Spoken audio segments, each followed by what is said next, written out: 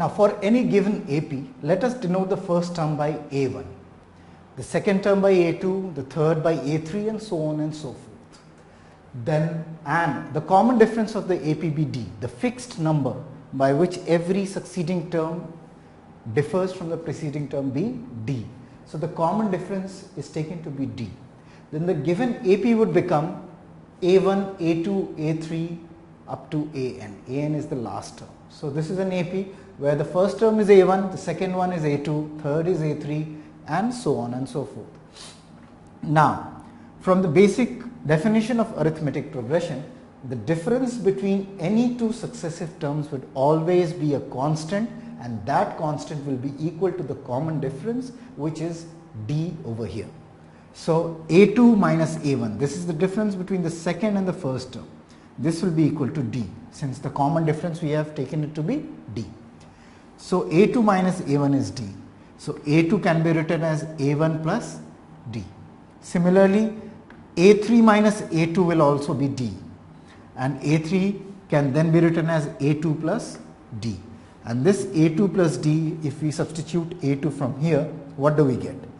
A1 plus D plus D. That is A1 plus 2D.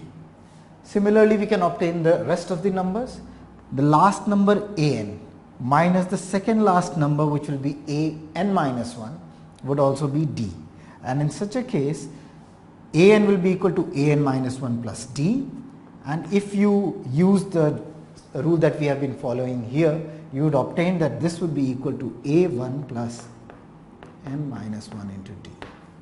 We will see how we get that, but for now let us see how we actually arrive at the result. So the given AP would become basically it will be A1.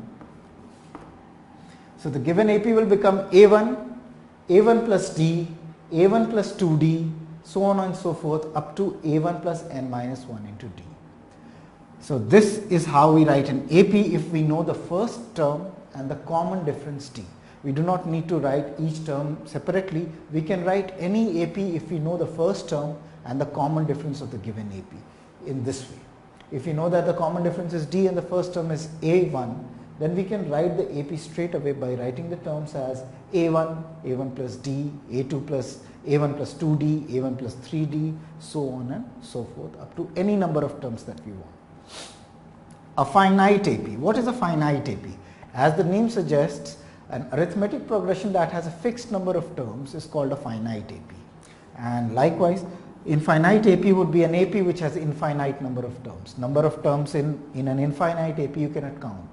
For example, over here you see this is an AP 1, 3, 5, 7 up to 25. The common difference here is 2 and the first term is 1. So this qualifies to be an AP, and since it terminates after a fixed number of numbers, so 25 is the last term of this AP.